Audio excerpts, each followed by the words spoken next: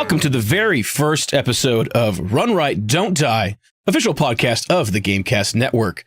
Each week we pick an interesting topic to discuss, chat about the latest video game and industry news, and have a bunch of fun in the process. I'm your host, ShakkaPanda. With me as always is my co-host, Vox. What's up, man? Hey, Shaka, how you doing, buddy? I'm good as always. Yourself? I'm doing great. Super excited to get started with this. Little peek behind the green screen here, you guys. We've been working on a alpha podcast for the past 6 weeks and have gotten to know each other a little bit better and gotten comfortable with the format. And it's just so good to actually pull the trigger and make a public podcast, man. I can't wait to get started. So exciting. With us as well, we have the founder of GameCast, Sully. Welcome, man. Hello. How are we? I'm doing great, dude. And then one more time, we've got, an extra person. Normally this podcast is going to be a 3-person podcast, but today we just had to squeeze in one more person from the leadership team. Head of review, Max. What's up, man? Hey, man, how's it going? Thank you for having me on. We're so excited. It's that Maximal guy. You sure we have to have him on? I don't know. I think we'll put up with him for today. Voice, you're supposed to have this conversation without me here? All right, fine. I guess I'll consent to having Maximal on. Just mute your computer real quick and we'll talk about you. Well, why don't we go ahead and just get right into it? Let's jump into Controller Confessions. This is the section of the podcast where we go around and chat about what we've been playing lately, no matter how embarrassing. Let's start with our guests. Sully, what have you been up to, dude? I have been playing the game of GameCast. That is my game these days. There has been no time for gaming. I really want to actually get on Star Fox 1 again, considering the recent news that we're actually getting a Star Fox 2, which we'll dive into later. But that is my plan to game down the line.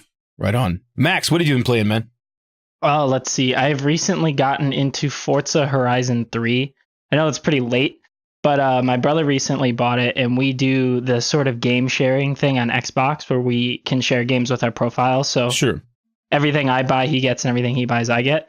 And I cannot believe I slept on this game. I'm not even the biggest fan of racing games, but there is something about Forza Horizon 3. You know, Forza is a very long-running franchise, so I assume it's just everything that they've learned at this point, they've just kind of perfected and then threw it into an open world. I kind of compare it to like a Burnout Paradise 2. It's kind of the Burnout Paradise game I've been waiting for since the first one so long ago, like early last gen, if I'm not mistaken. Wow, I had no idea that it was so much like that. You know, I always hold Forza in the realm of like, you know, more serious sim. Is it much more arcadey this time? This is the Forza Horizon series. It's kind of the spin-off open world game. And I haven't played the first two, but from what I know, they have been a bit more arcadey. But this one kind of goes overboard. Like I've been playing the Hot Wheels expansion with it. Which, if you haven't heard about, it's Hot Wheels expansion. Yes, no, they literally they built a giant life-size Hot Wheels track. Like it's massive. It has the loops, it has the T-Rex, it has everything, it has the boosts, and there's like 5 or 6 Hot Wheels cars that you can race. That's amazing. It's wonderful. It's like you're describing my childhood. I want to be in those cars now. Exactly. That sounds amazing. It's wonderful. And my brother ended up picking up the season pass. I haven't played the normal game yet, guys. I've only been playing Hot Wheels. And I have like 6 or 7 hours in it now. Like, I can't put it down. Amazing. It's a normal game. I play Hot Wheels. And like, I'm excited to play the rest of the game. But no, I've just been spending my time with the Hot Wheels. And then I've also been playing Fable Fortune for my first official GameCast review, actually. So that's exciting. And I have to say right now, it's really no different from Hearthstone. Like even the menu layout is pretty similar. The only things that are different. Really? Yep. The only difference is that there's no like interactable, what do you call it? I guess objects on the map. Because in Hearthstone, you could kind of play around with like the little side objects and everything and make little things happen, which obviously isn't essential, but it's, you know, those nice little touches of Blizzard polish that just aren't in this sort of game. Like the game is pretty, it's kind of buggy too from how close it is to release. It's coming out in like a little less than 2 weeks. So that kind of worries me, but we'll have to see how that goes as we get closer to release. Maybe they'll have another patch or two that'll hopefully fix a few things up. Like by buggy, literally there was a point last night when I was playing where I had to end my turn early just because some of my cards wouldn't place. and that kind of screwed me over for the rest of the game. And again, we're less than 2 weeks off from release. Like, that's shit that they should get worked out very, very soon. But other than that, I don't have too much to say on the game right now. Otherwise, again, it's just another card game. Like, it works, it's fun, but it's not really doing anything unique from what I can tell. But we'll see. We'll see if they add some sort of story mode or something like that. Because they said that it's pretty lore focused, but so far there is very little lore at all, aside from just the names of the cards and the characters. And that's pretty much it. Wow, really? Yeah. So I don't know. I'm not disappointed, but it is kind of what I expected. Spoilers. Yeah. Just a real quick side note. Do you guys remember the Fable pub games from number 2? Yeah. Out of all the Fable directions they went in, out of everything that people wanted, why couldn't they give us a real Fable pub games? That would be awesome. Oh, I remember pub games. Forget the cards. Everybody's doing it. Give us the pub games. I sunk more hours into the pub games than I did Fable 2. Because obviously it came out before I've launch. heard that a lot of people had a similar experience. They love the pub games. And the card game was involved in the pub games, right? I believe there was a pub game. No, it might have just been dice games, actually. Yeah, it was. It was different. It was like dice rolling type games and stuff like that. I wish I remembered coins them around better. the table. We got to go back and play that. Yeah, we could do. That'll be a special Let's Play. There you go. I believe that they have some of the Fables on Steam at this point. Oh, I'm sure they do. Ooh. Even though three is just awful. But 3 is the only game breaking bug I've ever ran into, actually. Like in my life. That's pretty rough. Yeah. That's pretty rough. But then I was also like, I don't care that much after it happened. I was like, all right, I'm done with this. Good excuse to just stop. Yes, exactly. Well, Vox, what have you been playing lately, man? Well, I've been playing 2 games, and one of them can't even be called a controller confession. It's more of a mobile confession. But as for the controller side, I've actually been playing. I know. I'm so bad. I'm sorry, guys. But as for actual controller confession, I've been playing Elder Scrolls Online, Tamriel Unlimited. Yeah, I expected it to be a lot more similar to Skyrim than your typical MMORPG, and I am somewhat disappointed. A lot of the features, lot of the features are just your standard, hotbar, press key to activate special effect, blah blah blah. Yep. Rinse, repeat. Mm-hmm. So I'll keep playing it, but I really don't expect anything more. The graphics are just, they're terrible to talk about. I don't want to continue. I might be traumatized forever. But as for my mobile confession, I've actually been playing, and don't judge me, guys, Monster Super League. Have you guys heard of it? It's available on Android. We're not sponsored. Just get out. No. What is that? Well, first of all, we're not sponsored. We're not sponsored by those guys. Just cut this part. Just cut this part out. But it's kind of, and it's shameful to say, it's a Pokemon ripoff. Literally, there are these creatures called Astromon. I know, how original. And you have to catch them to form a team with your Astromon chips. I know, so original. And you don't throw the chips, you shoot a gun at them. So that's an improvement. But it kind of takes what we've wanted out of Pokemon, casting it in a sort of massive scale. Not Pokemon Go. We don't talk about Pokemon Go. But you can fight players all over the world using this mobile device, using this mobile gaming app. And it's actually pretty exciting. It's kind of Final Fantasy-ish in terms of the combat style. It's each person takes their turn, standard attacks, special attacks, blah, blah, blah. But the storyline is actually pretty intriguing. I'm not going to lie. It actually has a pretty good story, which surprising from a Pokemon ripoff on a mobile game. But enough about me, Shaka. What have you been playing? What confessions are you hiding behind that sexy beard of yours? Yeah. Well, I am. I recently got into Overwatch. Haven't played it really much before, and decided that I'm enjoying it quite a bit. I've been doing a ton of streaming lately, and it's actually given me an opportunity to get connected with some games that I hadn't had time for before. Games that are like Overwatch, very skill based and time consuming, and you really can't enjoy that very much if you can only play an hour or two a week, with that particular game. And so being able to really dig into that has been pretty cool. As far as the Other games I've been playing some Subnautica. I'm getting back into that. Nice. And that game is extremely large amounts of fun. But I have to say that the highlight of my recent gaming experience, especially gaming on streaming, has been Death Road to Canada, which, if you're not familiar, highly recommended.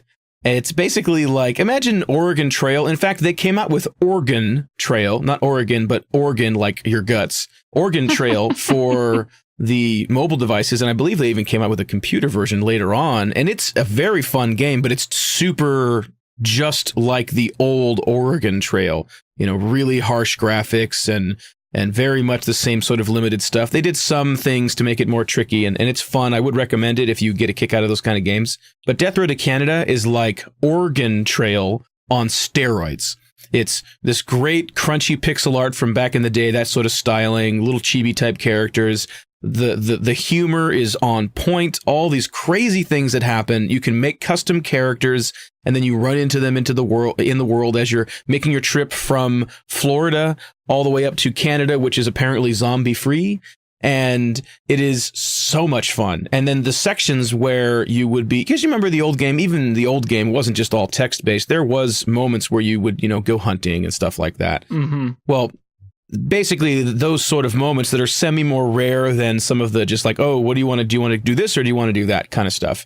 But there still are moments like that, and you straight up pop out of the little car and then walk around and go scavenging for things and kill zombies and collect items and run into other people and save people, and your car breaks down and you can maybe find a new car, but you got to find the keys off of the body of the dead person. And sometimes the car is very recognizable. One time I had a ice cream truck, and then another time I ended up managing to find the dog wash car from Dumb and Dumber. Oh God. It was like the giant dog.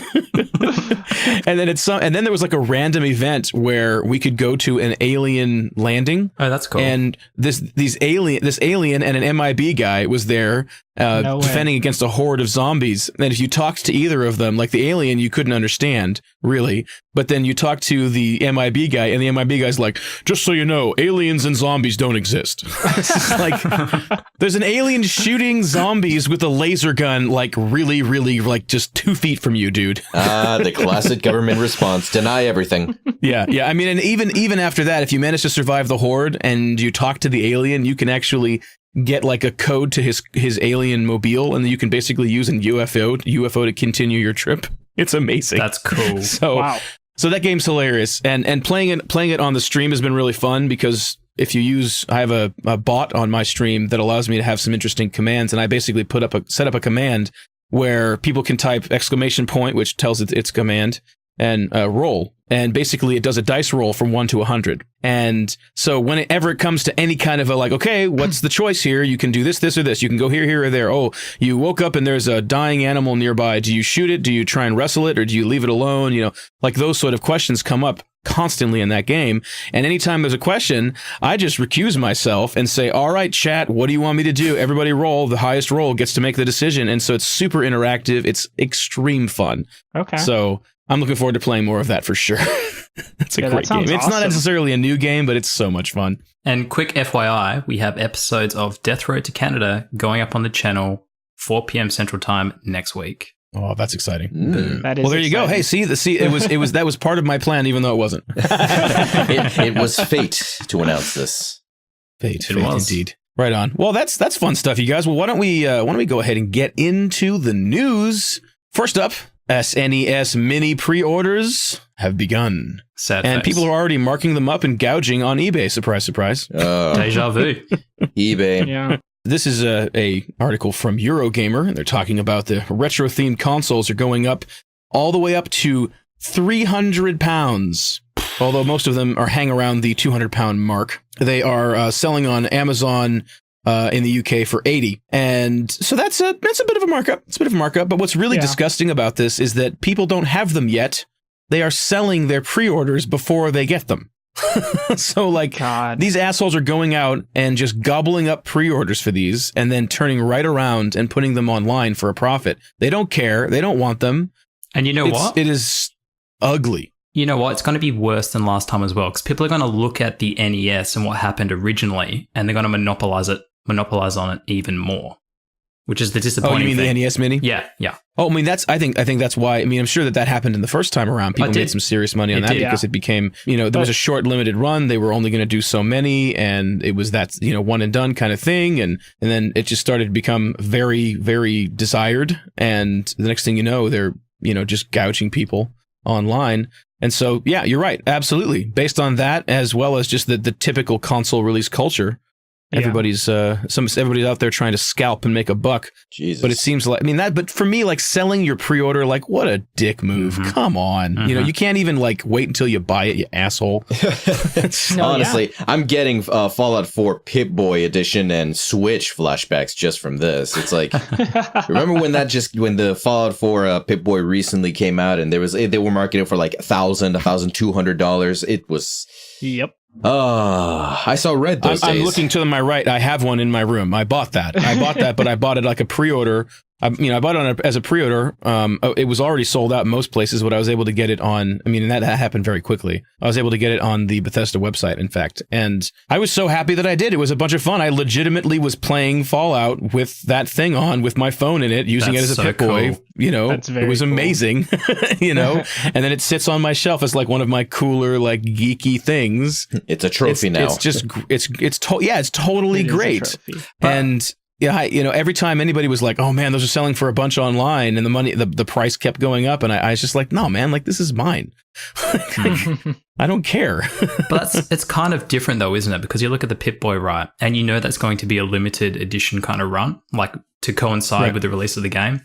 Whereas you look at the SNES Mini and the NES Mini, Nintendo have never actually come out and gone, okay, well, we're only doing one batch or two batches. They don't give us kind of run dates. It's just like, here it is. There might be more. And that's all we get. Exactly. Which is that annoying. Was the issue. Yeah, that was the issue with the NES. Mm-hmm. With the NES Mini. We thought they were just going to keep making them, and they sold out right away. Nintendo likes to create that artificial demand, which was kind of whatever, because we expected more to come. And then just kind of out of nowhere, they were like, oh, by the way, we're not making these anymore. So part of the reason people are selling these pre-orders is because they just assume that's going to happen again. I don't think the pre-order selling really happened with just the NES. It didn't. It came after. Exactly. It came after, which we expect from a console. Whereas this time around, everyone's like, oh, that's just going to happen again. So I might as well get it out of the way now. Which is like, and the only person who can stop this kind of stuff is Nintendo. But we all know they're probably not going to do that because whatever powerful alternate universe force runs them will not let them. They're just kind of in their own little world. I wouldn't be surprised if they intend to continue to make this one, and that, in fact, part of the reason why they were not making more NES Minis is because they were already planning on and pushing towards the SNES Mini. Yeah. Oh, 100%. And I think that what happened because there was no way they were expecting that kind of an explosive desire for that. Just based on the fact that they were not intending to do more than they were. Yeah. Because I don't think that they're going to be like, no, we don't want your money. Test the water kind of thing. Yeah, exactly. So my expectation is that this is going to remain readily available while it's something that, like Nintendo has no problem just milking people for money. I mean, basically half the damn games on the Wii that somehow got by certification are just a bunch of awful mini game shovelware garbage, but they still let it happen. So it's like, I don't think that they're above just being like, okay, yeah, this is selling well, we'll make more. I vote we come up with a new term. We got Nintendo'd. Nintendo'd. You see, the thing the thing that kicks me in the teeth, right, with what you just said, and hopefully they're going to continue manufacturing long into the future, like we hope. But in a press release that I believe came out around the time that they announced it, they said they're not guaranteeing manufacturing past, I believe it was 2017. Really? Yeah, so that's disappointing. That is disappointing. So you know what that means? Especially, first quarter of 2018, done. Yeah. It's also like, I just can't, obviously, I don't know for sure, but I just can't imagine that it takes that much time and resources out of Nintendo for these to come out, for them to make these and mass produce them. It wouldn't. So that's just, it's literally just them creating the artificial demand, which they've always done. The interesting thing to me is, right, they could have created an extra revenue stream with these kind of mini systems, right? Like they could have stretched this out over 5 years and made an absolute killing on them. Definitely. But they seem to be content with literally just using them as a marketing tool, to build this kind of hype and desirability around Nintendo and their products. And I'm no expert. I don't know how that ties into the rest of their strategy, but I only imagine it ties back to, the Switch and whatever else they may be doing. No doubt. I mean, they're gobbling up a substantial amount of the just public mind share right now with the Switch. Exactly. And then this comes out, and all the controversy and excitement around the short run of the NES Mini as well, right before the Switch comes out. Like it's if you look at it from a big picture perspective and allow yourself to be a little skeptical, it's kind of like, was this all on purpose, you guys? Like they're in the news, and there's basically no such thing as bad news, really, as long as you get more exposure. And the bad news is that, hey, it sucks that they're not making anymore. Not that it was terrible, aside from the stupid tiny cord, which apparently they fixed. They've apparently fixed the tiny cord. It's now officially 5 feet, which is good. Whoop-de-doo. Yeah. It's like, why isn't it wireless, you assholes? Like, I would pay $20 to $30 more just to have like a wireless platform for that. Right? That would be amazing. I'm sure you could go third party for that. That's what's going to happen. There are third-party wireless ones that plug into the traditional plugs, then that's what's going to happen. It's just silly. There you go. Do you know what it feels like? It's like, what, Nintendo, I don't quite literally want to relive my childhood and sit directly in front of my 60-inch TV and get a sore ass on the tiles, Right. I do want to be on my couch. I need 9 foot. Yes, you do. Don't lie. You want to relive that. I want my cold ass cheeks, yeah. Also, don't forget that they have the money printing 3DS that they keep saying is going to be getting a bunch of support, even though anyone who really looks into it can see that the Switch is going to be replacing the 3DS. Sure. Like, of course. That's like kind of the point of it. The point is it's kind of the next step in like console innovation. It's blending the handheld and the home console. And they come out and they're saying like, oh yeah, don't worry, the Switch is not replacing the 3DS. The 3DS will still be supported, this and that and that. It's like, yeah, of course they're going to say that because they don't want people to stop buying them. But like, I feel like, again, that's part of like some sort of like master plan, not really just a smart business plan. But it's kind of frustrating that Nintendo does that kind of stuff. And my theory is they're right. Like, they've said they're going to continue support for the 3DS stuff. I think it was the end of 2018, which is fantastic. But they just released a new revised model, Right. Yeah, it's just like, what? See, exactly. So you can't drop support now. If you drop support now, you're kicking people in the teeth again. But again, like, I feel like they've said they're committing to the end of 2018 because that's going to give those kind of portable developers enough time to transition off of that system and developing for the Switch, and then, truly rolling kind of those systems into one. They need to give those studios time to pick up the new hardware and develop titles for it. Yeah.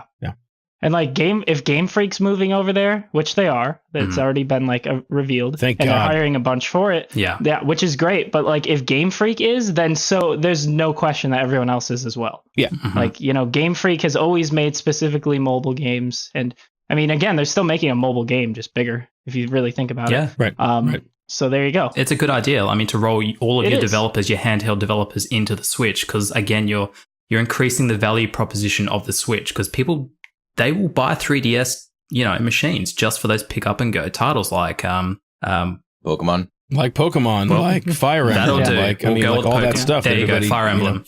Yeah, no, the 3DS has a killer library. It has one of the best libraries out there. I have one. It's good. It is. It's. I find myself feeling, fascinated that for years Nintendo has just been sort of just like, oh yeah, there's Nintendo doing the thing over there, and then all of a sudden in the last like 6 months, Nintendo's like 6 months, maybe more like 8 months, including kind of, early or late last year, all of a sudden they're like, holy shit, people are paying attention to Nintendo, the NES Mini, the Switch comes out and it's like not terrible. And then now it's like cooler and cooler things are happening. And then now the SNES Mini is happening. It's just like, oh my God, like all of a sudden Nintendo is interesting to pay attention to again. They're back. Still assholes, but they're back.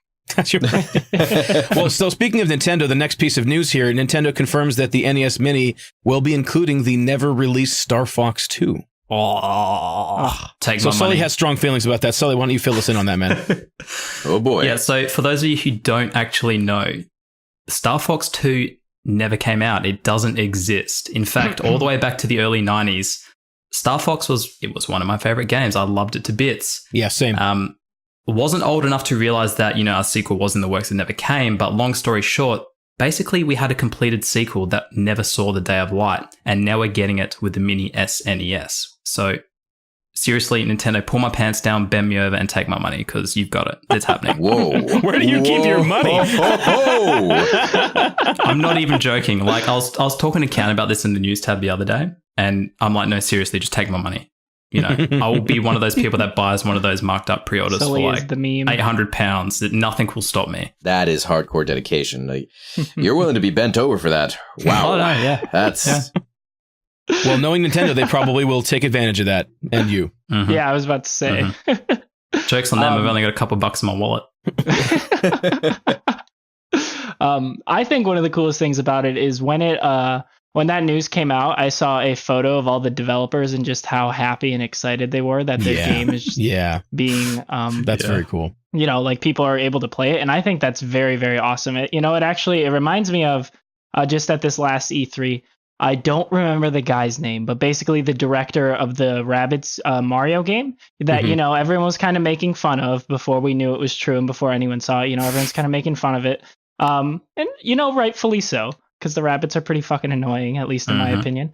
But to have, I believe it was Miyamoto come out there, you know, the creator of Mario come out there and like approve, like, to the world, you know, announce it to the world and be like, you know what, this is a Mario game that I am happy to have exist. And like, he didn't work on it, you know, I'm sure he had some input on it, but you know, it wasn't his game. Someone else made it. And the creative director of the game was sitting in the audience and he was like crying and he was like super happy because, that's you cool. know, Miyamoto himself, like, I think that's incredible. Like, I love seeing that sort of stuff. And I saw that same thing there when, you know, Star Fox 2 devs, like their game, they're just like, oh yeah, by the way, we're coming out with your game.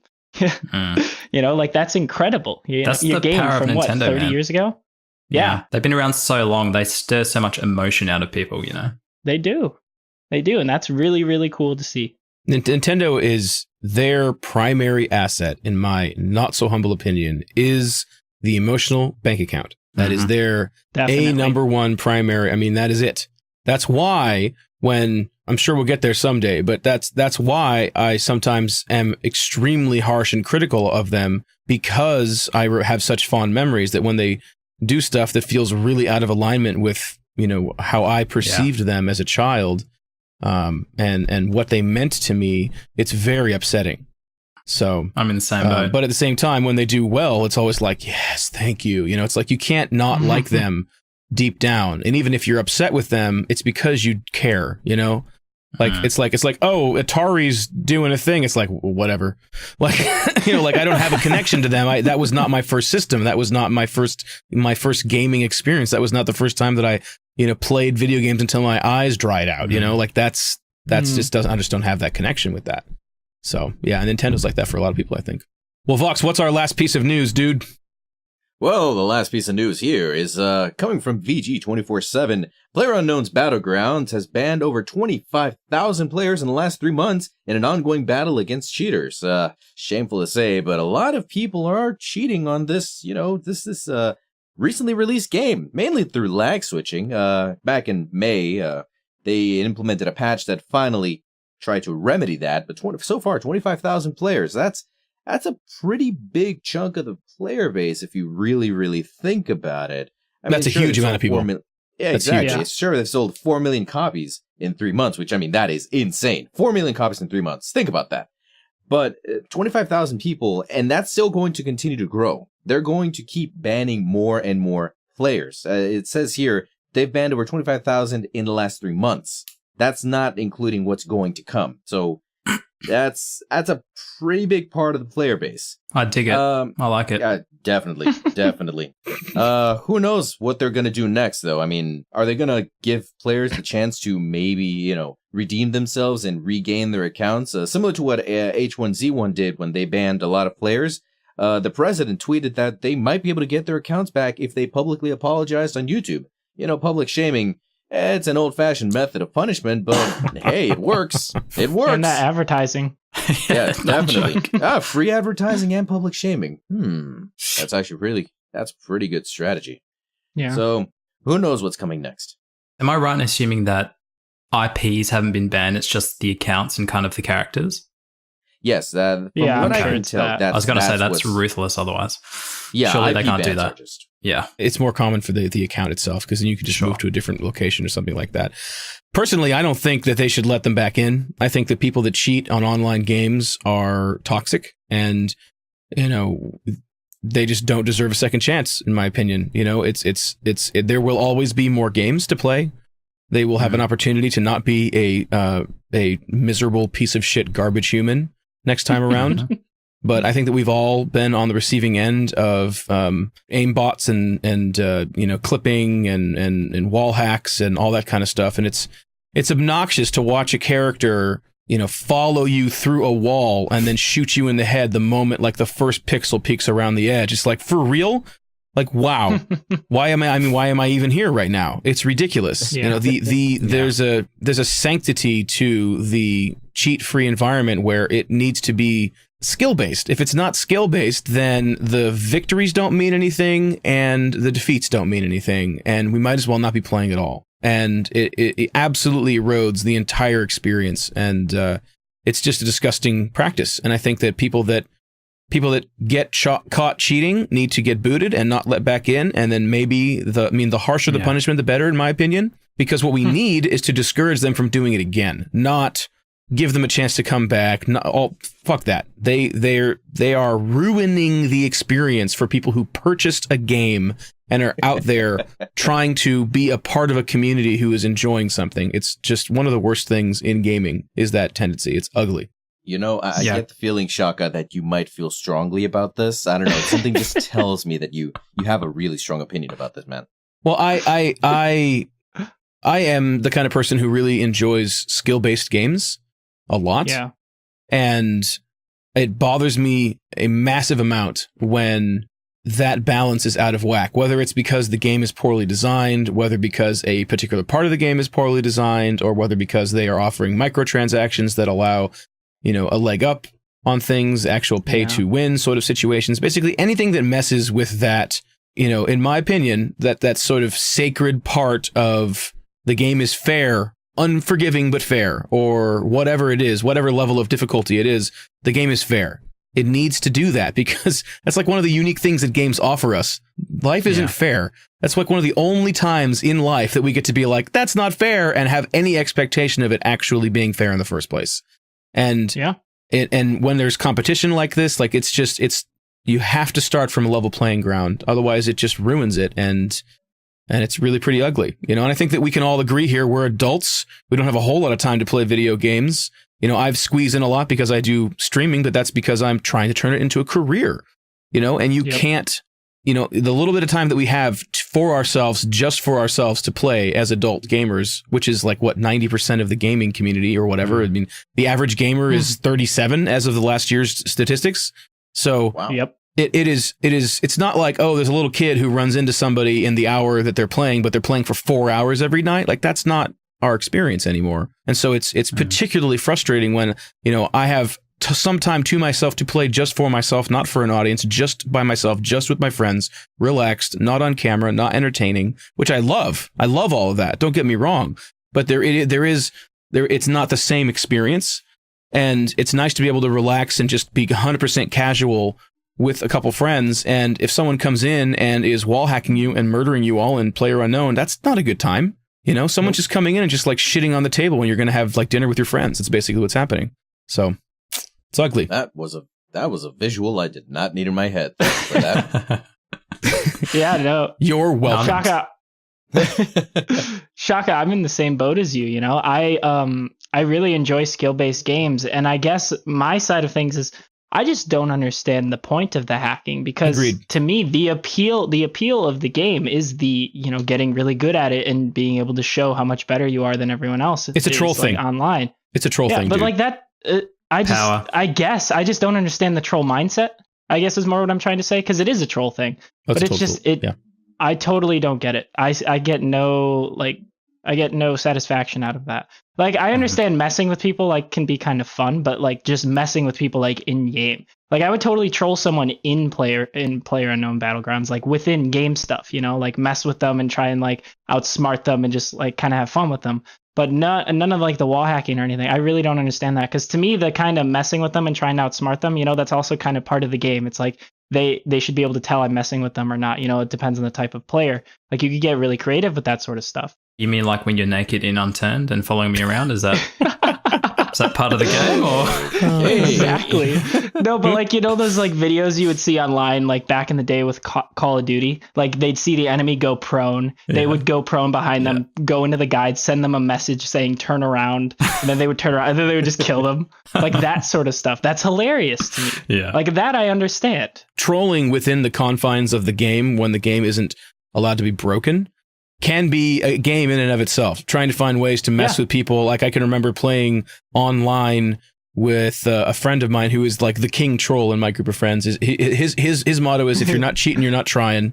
And he's constantly trying to find ways to mess with people, find glitches to take advantage of. But it's like a game. He doesn't actually cheat. But he just like that's what he does. That's his metagame amongst overall with all games, is he's always trying to find a way to cheat, but within the confines of the game, to find something that's particularly obnoxious to do, or a sneaky way to get extra money or duplicate weapons. Like, he loves finding those things, but he doesn't get all upset when they're gone, and he doesn't go out of his way to actually install programs to actually cheat. He just likes to play that game of trying to break the game. And that's a perspective, I guess. It's not what I do. My favorite memory with him is that we were playing a game that you would think, how do you troll people in this game? So we were playing Little Big Planet online. and you know how you can grab people on Little Big Planet? Like, you can grab characters, you can grab onto stuff to climb in environments or whatever. Okay. Well, we figured out that if you grab someone, you can drag them, and that there's environmental hazards in the game. And so we would basically just play together with an open online game. And the moment someone dropped in, because it's drop in, drop out, the moment someone dropped in, our immediate focus was not let's accomplish these levels or get farther. It was let's pull this guy and murder him as much as possible until he leaves.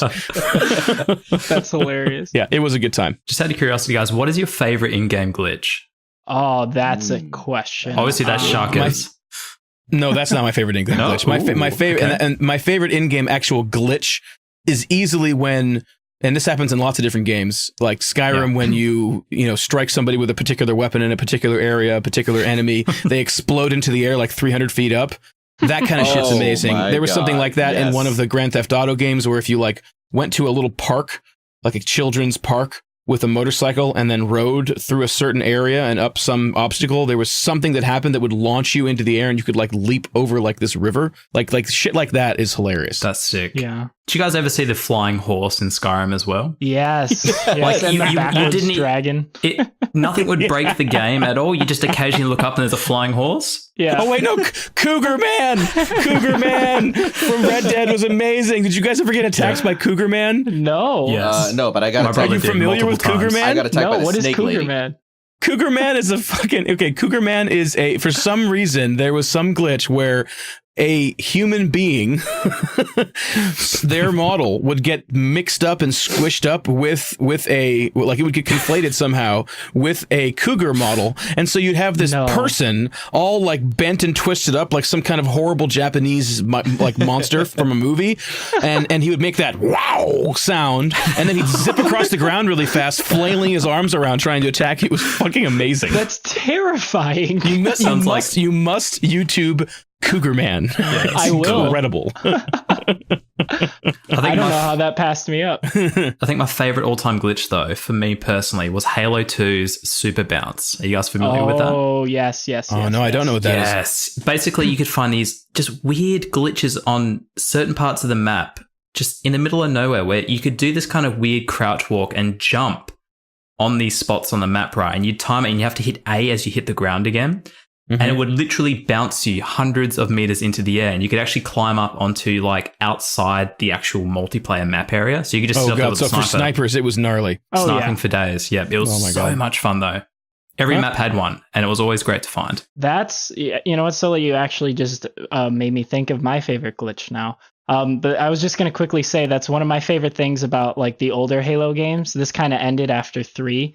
Was like the whole community of finding these different glitches and stuff. Like I remember there were YouTube channels, which still are around today, dedicated to finding these sorts of glitches and stuff in Halo, because Forge mode made that very, very easy. Oh, yeah. But I'd have to say my favorite glitch of all time is in Halo 3. If you guys remember the elephants on Sandtrap. Oh, I know where you're going. These giant, they're these giant convoys, basically. They only existed on that map and in that game alone. If I'm not mistaken, they're not in any other Halo game, at least in that you can drive, aside from ODST. But basically, in Forge mode, you could arrange a bunch of items in a certain way that would trap, or then you could also throw in like an air vehicle. It was called the Hornet, and you could trap it in the elephant, and you would use it to... You would get in it, and it can lift the elephant off, and you could use it to fly around the map. You're flying around in this massive convoy, and it's actually not very hard to control. And they have turrets. And me and my friends, we ended up creating a custom game out of this back in the day. So the zombies would fly around. No, the zombies would be running around on the ground super fast, and there would be the survivors on the elephant. They would spawn in it, and it was always flying. It would never like land. And, you know, people could have fun and they could jump off of it and go down and fight the zombies, or they could try shooting them. But the zombies would be able to jump so high that at certain points they'd be able to find ways to jump all the way up onto the elephant. And, like, you know, they try and find sneaky ways to do that to take everyone out on top of it. And that was just, I loved that sort of stuff. Like, those were the Halo's days. Those were the Halo days. That was the Halo days. Like, don't get me wrong, they're doing their best to bring those back, and I think they're doing a decent job of it. But nothing will ever compare quite like that. Because there's also just the engine, you know? Yeah. Oh, the good old days. Classic stuff, you guys. Very much fun. Well, since everybody's tossed in their favorite glitch of all time, I think I might as well toss in mine. Definitely. It's only ever happened to me once, and I'm really angry that I can't do this again. But I was playing Fallout 3 many eons ago. And I was over at Little Lamplight, you know, the little settlement where there's only children. Yes. And so normally children in that game cannot be killed. Yeah, normally children in this game cannot be killed. It is one of the absolute rules. However, my game glitched out, and my character, I accidentally threw a grenade, accidentally, I assure you, inside of a Little Lamplight. It went off, and supposedly nobody was killed. All right, I left, did a mission, came back, and I find that this little girl, I think her name is Princess, her head is gone. But she's walking around. What? Since the children cannot be killed, the game still thinks that she's alive, but she's missing her head. It's just a pair of eyeballs floating on a body. And so she's just walking around, and these pair of eyeballs just turn to me and just, what? Yo, and keep you walking. I I died. I couldn't continue. I just stopped right there because it was so ridiculous. Just a pair of eyeballs and this tiny body just walking around like nobody's business, and the kids are just interacting with her. Just like it's normal. Nothing's wrong with that. It's fucking horrifying. Wow. Yeah, what's with these scary ass glitches? I think that sometimes the glitches where things disappear are the most horrifying because they you get the floating faces or like the faces that all get jacked up. Like I remember not long ago there was something like that in one of the Assassin's Creed games, and and the characters' faces would disappear, and you just have like the teeth and the lips and the eyes and this like empty skull. Yeah. Oh, wasn't that you're Syndicate? talking about Unity, and that's not a glitch. That's just a bad game. Fair enough. For what it's worth, I heard Unity is or Syndicate is really fun, but still very buggy. Yeah. I'm excited that they're taking a break in those games and coming back swinging hard. That's yep. Good. The new one looks awesome. Well, why don't we go ahead and take a quick musical break? When we get back, we'll get into the topic of the show, which is our favorite games and gaming memories. You're listening to Run Right, Don't Die, official podcast of the GameCast Network. We'll be right back.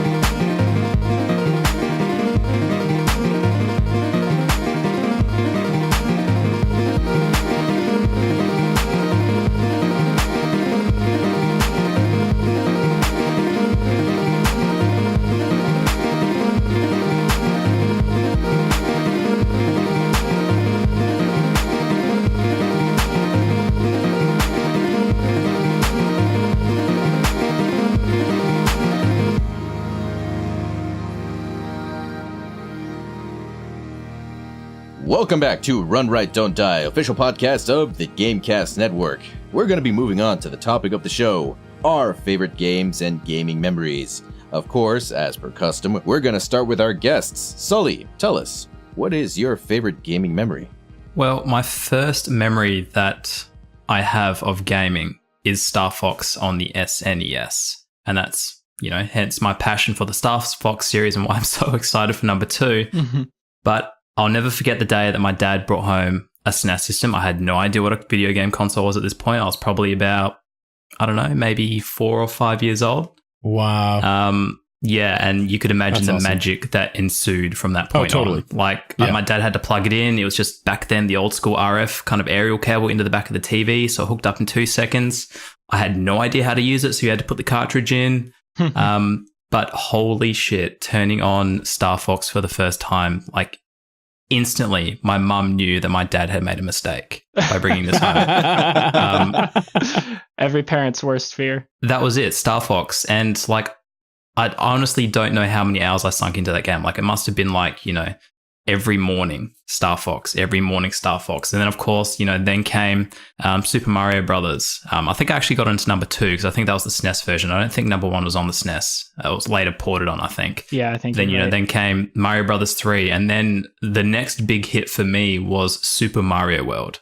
That's when it was damn. It was LSD trip with colors. It was just visual assault. It's when the SNES really popped because Star Fox is kind of a bleak, bland game. It's fairly there's nothing vibrant about it. But Super Mario World was just this visual overload for me. And I think I was probably only 6 at the time as well. But that's kind of where it really started for me. And that's probably my fondest memories and where the nostalgia kind of ties back to, for me anyway. It's all about the SNES, Star Fox, and the original Mario games. That's where it all began. Right on, man. Yeah. Any other favorite games that help inform the things you love today and the passions that you have? Well, it's kind of funny because I missed out on the PlayStation altogether. It basically sad. wasn't a thing. I know. I honestly didn't have a Heresy. PS4. That's the first PlayStation I've owned. Whoa. Heresy. Oh, so not just I know, PS1. You missed out on every No, single gone. one. The PlayStation system did not exist for me until when was it? 2011 when they came out, and that was because I hated the controller. And obviously, growing up, I was too young to purchase another system, so I got what I was given, kind of thing. Yeah. Right. But for me, obviously, went the SNES, the N64. So we had GoldenEye. Holy shit, we all know how amazing that was. God, right. Oh my god. Banjo-Kazooie, loved the crap out of that. Diddy Kong Racing. Oh my god. And kind of at that point, towards when kind of the N64 kind of started to taper off, I believe there was a bit of a dry spell. I grew up a little bit, I was in school, I started playing sports and stuff. But then in my early teens, it was the Xbox, the original Xbox. And the moment I knew I needed an Xbox, and that kind of what brought me back into my young adult life of gaming, was playing the original Combat Evolved at a friend's house. The classic sleepover. We played Halo, and we just played it all weekend. His mum would come into the room. You boys need to take a shower, but here's some more food anyway. Have fun. That was it. Those weekends. Yeah.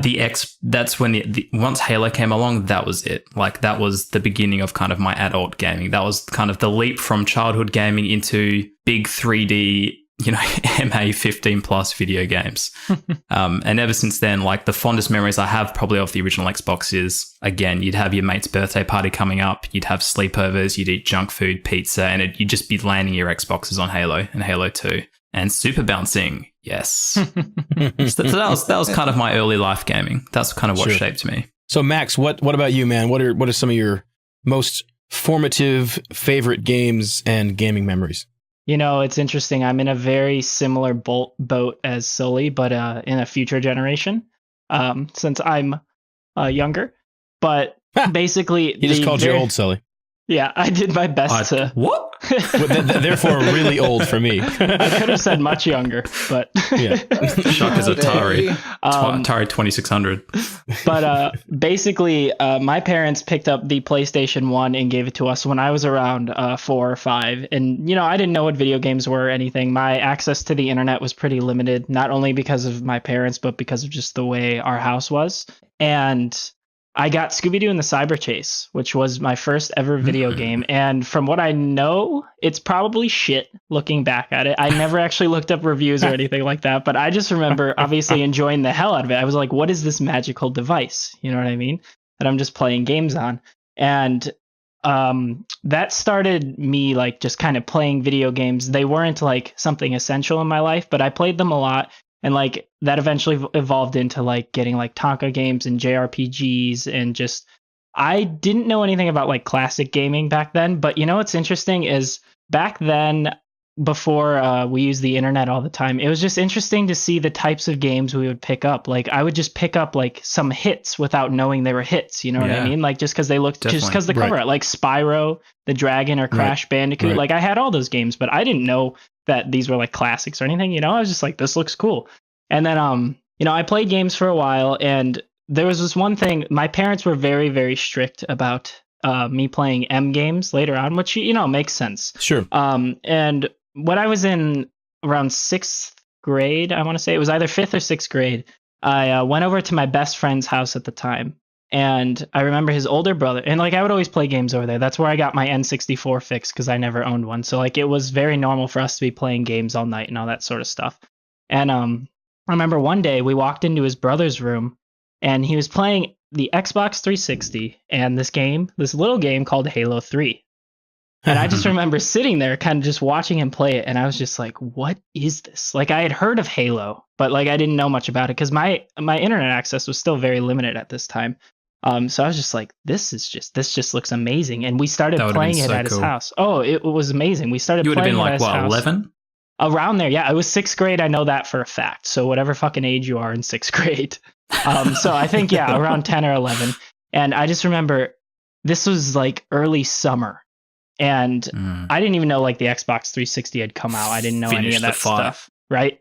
And I just remember coming home to my parents and I tried making every deal I could with them, being like, for Christmas this year, can I get, like, I know it's an M game, this and that, but I promise it's not that bad. Like, still to this day, I don't understand why those previous Halo games are rated M. Like, Halo 3 is rated M for blood and violence. That is it. There's no strong violence on there. There's no blood and gore or anything on there. Even now, Halo 5 is finally T. But anyways, they would never like concede. They would always just kind of be like, yeah, we don't think so. We don't think you're old enough for M games, this and that. And of course, young me was devastated. But looking back now, that makes perfect sense. But anyways, that Christmas, much to my amazement, as I'm sure you could all tell, I ended up getting the Xbox 360 and Halo 3. And that really is what started kind of my path on gaming that I have now, like just following it and just becoming like a dedicated gamer. Because, you know, Halo was the only game I played for a while. But then I started getting into like the Elder Scrolls, you know, Call of Duty. And then one specific day, I remember my parents were still pretty strict on M games. Even like 2 years later, I found out the only reason my mom conceded to Halo is because she thought you were shooting enemy robots on the multiplayer and not enemy humans in suits. Oh, that was funny. Literally the only reason she conceded on that, which I thought was hilarious. I found that out later and I made sure never to tell her. But I remember one day I was at the store, and this goes back to the like picking games out based on their cases and everything. I was at GameStop with my mom because you still needed like parents to play M games because I was probably like 15 or 16 at this point. And I remember seeing Mass Effect on there, just like sitting on a, like, you know, the store shelf. I had no idea what Mass Effect was. I just looked at that game. I was like, you know what, this looks interesting. And I was reading the back of it and everything. And I brought it up to the counter because I was like, sure, what the hell, I'll buy this. And I remember the guy there tried talking me out of it like 3 times. He was like, you know, really? He was like, you know, this game has a lot of talking in it. Are you sure you want to get it? And I was just kind of like, yeah. Like I looked at him really weird because I wasn't that young, you know, I was like 15, 16 around there. And I was just kind of like, I still want to get it. Like, and he just kept trying to say that. And he would like look at my mom. She'd be like, are you sure he wants to play a game with like this much talking? And my mom doesn't know anything about games. She'd just be like, sure. And he finally let me get it. And I was just kind of like, that was weird. And I ended up playing it and loving it, of course. And I went online. I was like, yo, do people know about this game? Like, people need to know about this game. And I look up, and that's when I started learning about BioWare. and about that this game is about to be this one like 3-game trilogy with like carrying your characters over and that sort of thing. And it just became like my obsession, Mass Effect, for so long. And it just sort of happened, you know? It wasn't like someone recommended it to me or anything like that. It was just I happened to stumble upon it. And that ended up being one of my favorite series of all time. Like, it's one of the only series I hold as high as Halo in regards. Well, old Halo, not new Halo anymore. Should clarify, but it's one of the only game series that I hold like at that level of love from my heart, even though Mass Effect Andromeda was, in my opinion, very awful. But that's beside the point. But that's those 2 games are basically what kind of formulated like my love for gaming. Like, you know, back in the day, I still had like Kingdom Hearts, which I hold near and dear, and like Star Wars Battlefront, and I played all those sorts of games, but just for fun. It wasn't until like Mass Effect and Halo when I was like seriously considering like this would be a much bigger part of my life, and now it's what my life revolves around is video games. That sounds familiar. Yeah. Can I just derail us real quickly and just point out how insane it is? Like, Max, you talk about picking games off covers and how they look. Totally did the same thing. I'm sure Shaka did as well. But it's even crazy to think about. Like, you pick up this game and you're like, holy shit, this is the best thing since sliced bread. But there was no way of verifying whether it was or not, because you'd have to go out and buy a magazine and there was no internet. Like, to me, that's just crazy. Like, outside of your immediate friends kind of circle, there was no way of knowing whether the world loved it when you were kind of younger, you know? Yeah, we were so insulated from knowledge about video games aside from magazines and stuff like that. And that was, you know, they didn't cover all the stuff. So, yeah, it is pretty wild. And it kind of goes to show how good game design really helps. Like, you know, like if everyone can agree on this game being that good, even if they haven't talked about it like that, that definitely shows something. Definitely. I agree. I think that it's interesting how the entire review system has come up. Yeah. It'll be an interesting topic sometime to have you back before, Max, to deconstruct video game reviews as a concept and talk about how you choose to review them and your opinions about the different systems over the years and stuff. That might be an interesting conversation. I have strong feelings about that. I would love to for a later date. Deal. then you're invited back whenever you're ready, man. That'll be fun. Yep. Vox, man, tell me about your favorite games and memories, dude. Oh boy. Well, I only have a few memories. But they are kind of what makes me me. So my first ever memory in terms of video games would be the SNES. I had gone to, and this is long story short, I had gone to live with my family in Mexico. We were planning on living there forever, only stay there for a year. And so a friend of the family comes over and he tells us, hey guys, I have this SNES. Want to borrow it? Okay, sure. And he plops in Mega Man X. Ooh. That was my very first gaming memory, and oh my god. Instantly, curiously enough, both my father and I were hooked. Now, my father, not a gamer, never was a gamer, but the moment he plopped down that game, he got so into the game that when he couldn't beat the final level, he literally gave himself a hernia. And the doctor told him that he had to stop playing because it was harmful to his health. He raged so hard that he got a hernia. He didn't know that you could wave dash. He didn't know that you could wave dash and just jump up the walls. He somehow got through the entire game without wave dashing. Wow. And when he saw me beat it, he just turned red and did not talk to me for like a week because apparently it was my fault that I didn't tell him that he could wave dash. So that was my first memory of actual gaming, and since then anything Mega Man related has been my heart and soul. Mega Man is my bread and butter. Okay. And so when Battle Network came out for the GBA and for any of the Game Boy systems, you know, I was instantly hooked. You know, Mega Man in cyberspace, come on. But of course, I also have, you know, the classic gaming staples. When I first got my PS1, my parents bought me Pac-Man World, Spyro, all three Spyro games. Yes. And I was just obsessed, particularly with Spyro Year of the Dragon. I wasted so many hours on just that one little skateboarding mini game in that one level. I forget what the level's name, but just this one area where you could just skateboard with Spyro just all over and pulling these sick tricks. I wasted, I think, more time in that level then I did the whole actual storyline of the game. Nice. And then came my leap into PC gaming.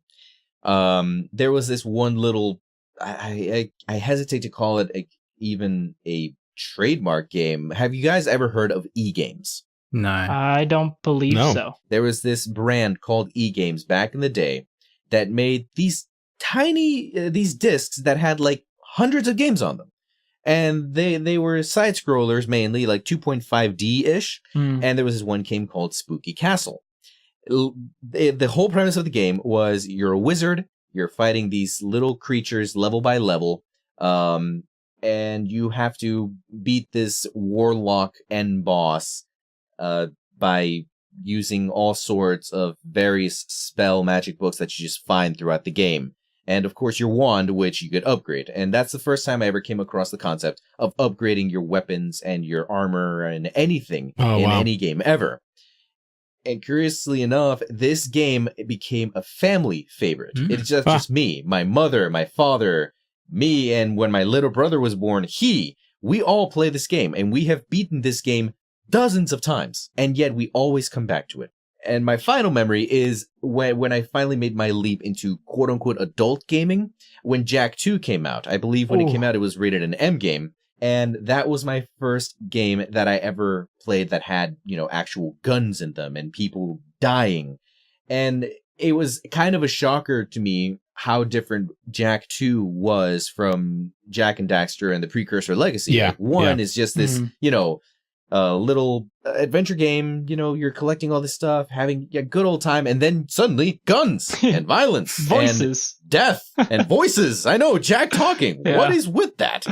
And so those are my primary memories when it comes to gaming. That is kind of what defined me as a gamer and kind of as a person as well.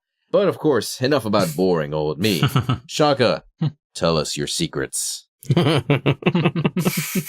Well, so my gaming started back when we got a NES, and it was a Christmas present. So it's absolute classic story. Wake up in the morning, go out there, open your first present, get your, get it. I got, I think it was Super Mario 3. So it wasn't right when it first came out, of course. And so Super Mario and Super Mario Brothers 3. And I think those were the only two that I think I had. So I had 2 Mario games. And just absolutely fell in love, was completely obsessed with it, played it all the time.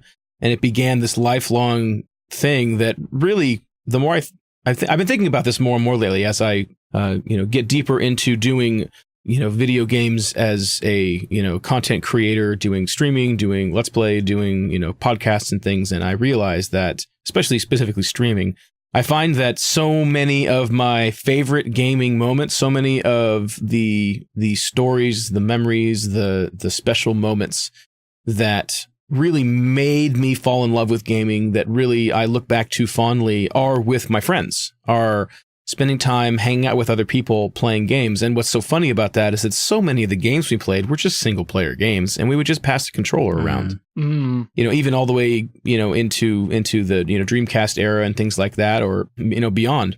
We would absolutely just round robin pass that thing around. And I fell in with a group of friends that we just played so much video games. It was such an important part of our world. But for me, I think the games that really stand out as particularly special for me in my past, I think that The Legend of Zelda: Link to the Past was really important to me.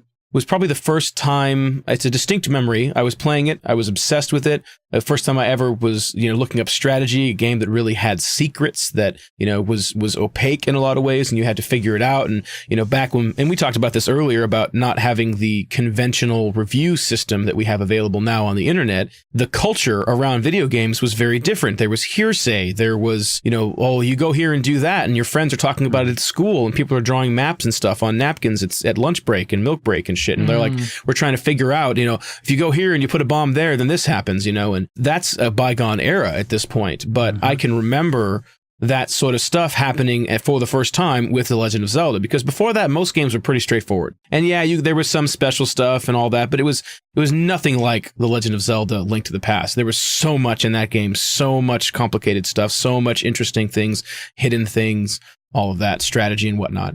And my friend, another John, we ended up playing a ton of that game, and he was way farther into it than I was, way far deeper into the game than I was. And but anyway, that was an important one, and I was so involved in it. And the reason why I wanted to bring it up is that there's a particular memory where I was so obsessed with it. Finally, had gotten it for myself, was playing it at home, like after school, and then had a friend call me to want to hang out. And I legitimately told him that I was busy and went back to playing the game. When I was like a little kid, I didn't have any heist. Like there was, totally. There was absolutely no reason other than I just really want to play this instead of hang out with you. That's a real feeling. Became antisocial. Well, what's funny is that being one of my memories, like the rest of my favorite memories about video games are surrounding myself with friends and playing games together. We would do these big long sleepovers at everybody has like that one wealthy friend. And so like that guy in our group would invite us over and we would all spend the entire weekend at his house. We would make pizzas, and it was like a whole thing. And we would spend the whole time playing stuff like Smash Brothers, stuff like Marvel vs. Capcom, like all of that, the classic, just never-ending fun games. Played a lot of that. That was really a good time. But the thing that stands out for me, because we could talk about this for hours, but the experience that stands out to me the most are two of my friends that are still some of my closest friends in the whole world. My buddy Chaz, my buddy Dustin. So this was at a time in our lives where we were getting to being done with high school, junior, senior sort of time. And I distinctly remember all of us playing the living shit out of Jet Set Radio. We played that game endlessly. We would play it so much. And what happened was we played the game, we finished the game, and therefore you've unlocked all of these replays of these levels. And it was the perfect round robin game because each level had two different versions. You could go in and play it, and your purpose was to do a bunch of tricks and get as many points as you could get. And that gave you and allotted you a certain amount of time. And then the other one was you would go back and you had to try and get all of these, spray everything you possibly can within the time limit. So that, because it's if you guys don't know what Jet Set Radio is, Jet Set Radio is a sort of futuristic, crazy, cartoony, punk anime style, more or less, turf war amongst a bunch of rollerbladers, basically, that use these like super ultra high tech skates that allow them to do all kinds of crazy shit that should be impossible. And basically you run around and you tag stuff and you mark your territory with graffiti. Anyway, so we played so much of that game, and when we got to the end of the game, what we ended up being able to do was we would pass it around, be like, I'm going to play this level, and somebody would pick the level and just go, and it would have that time limit, and then we would sit and watch, and then it was the next person's turn, and the next person's turn, and the next person's turn, and we spent so much time doing that. So much time doing that. And that same kind of a thing became what we did. We did that with, and those same guys too, and it was in like, we set up a couch and a television and video games, and then like a couple like girly pictures up on the wall, as girly as we could get back then, and that was basically our little haven, and we called it the cave, and it was in the basement, and it was so classic, and so we would spend most of our time down there. There was a time where if you went down there, you would have to wade through a sea of bottles and cans of soda, and amazing. You'd see the three of us sitting there on the sofa just playing. We spent all of our time down there. Actually, no, it wasn't a sofa. I'm sorry. It was a futon. And we would legitimately flop the futon down. And there was many times where we would all just sleep like head to toe to head to toe. All three of us on the futon after we got, and then we'd wake up and sooner or later somebody would be playing a game and it would all start over again. So that's probably my favorite gaming memory. And we did that with everything. We did that with Grand Theft Auto. We did that with Jet Set Radio. We did that with racing games. We did that with everything. And that became kind of the routine. And for years, that's how it went. And it was those core, us three guys. And sometimes it would be more or less people, but inevitably it was the three of us passing the controller around or doing multiplayer. And that just became our routine. And so it's funny to me. I was just thinking about this the other day, like I said before. It's so much like what streaming is like. It's so much like what Let's Play is like. It's so much like what podcasting is like. It's sharing the love of gaming together. So fun stuff. Anyway, that's me. So why don't we go ahead and get into the end game where we go around and give our final thoughts, weigh in one last time, make your final point, or respond to something that you didn't get a chance to earlier. Anybody got any final thoughts before we move on? Or do we feel complete? Video games are awesome. Nintendo's going to take my money. And Star Fox, woo! Get excited. Yeah. I don't really have much else to say. I think that we were pretty thorough for the most part. I just have to say, like, this is a pretty dope first podcast. I'm excited to really get GameCast started, man. It's going to be a lot of fun. It's going to be a lot of fun. And, it's funny. The format very much is meant to, is a little bit more discussion topic-y. Is this end game? Yeah, because inevitably someone's going to say something, someone's going to disagree with it. But today it's just straight celebration of gaming. Yeah, pretty much straight up. Definitely. Final thoughts. Let's see. Mega Man is love. Mega Man is life. Wonderful. Nintendo is apparently going to bend Sully over, and honestly, not apparently. I'd pay cash money to see. Well, I wouldn't pay cash money to see that, but just the thought of it is entertaining. I mean, we're in the business of content creation. We can make something. I'll hook you up. We'll get together. God damn it. Oh God. And yeah, play more video games. They're good for you. That they are. There you go. Well, before we go ahead and sign off, why don't we go around and give everybody an opportunity to get to know us outside of our work with the GameCast. So where can we find you on the internet, separate from GameCast work? Max. Well, you can follow my Twitter at Maximole, that is MAXEMOLE. I also do a YouTube channel where I am recently rebranded and am now focusing on covering indie games. Speaking of which, Shaka, you need to check out a game known as Hover Revolt of Gamers for a new modern take on Jet Set Radio. I've got it. I've played about 30 hours of it. There you go. That game is amazing. Oh, wow.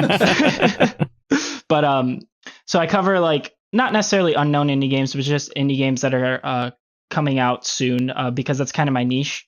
And then I'm also on Instagram at Maximole, but I don't post on there too much. Twitter is really the best place to find me. You can also check out some of my work over at the Coalition.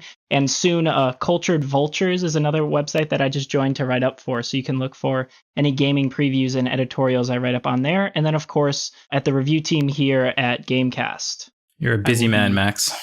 I like to think so. Now, Sully, where can we find you other than the GameCast? Oh, wait, nope, GameCast.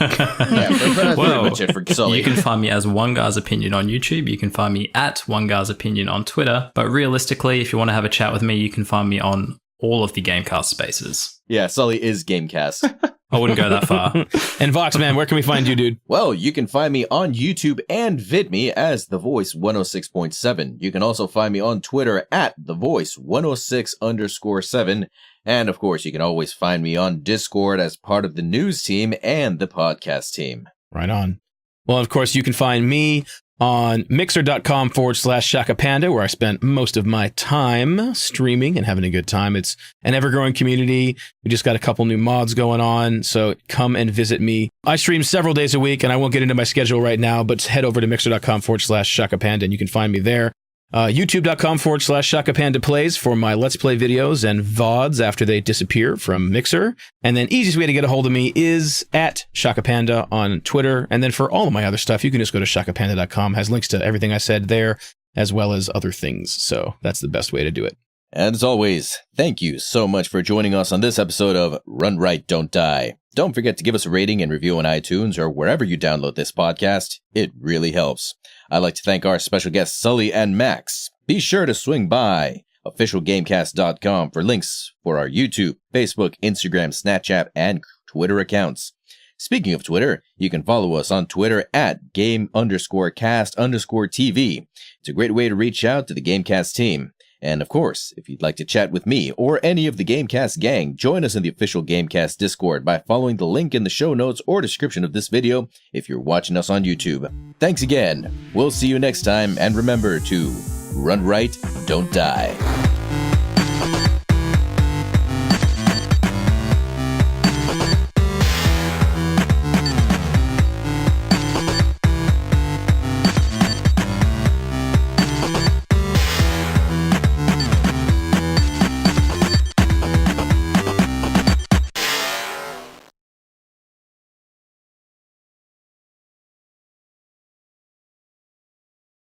Thanks again. We'll see you next time, and remember to run right, don't die. Fucking Barry White here. Damn it. It's so good.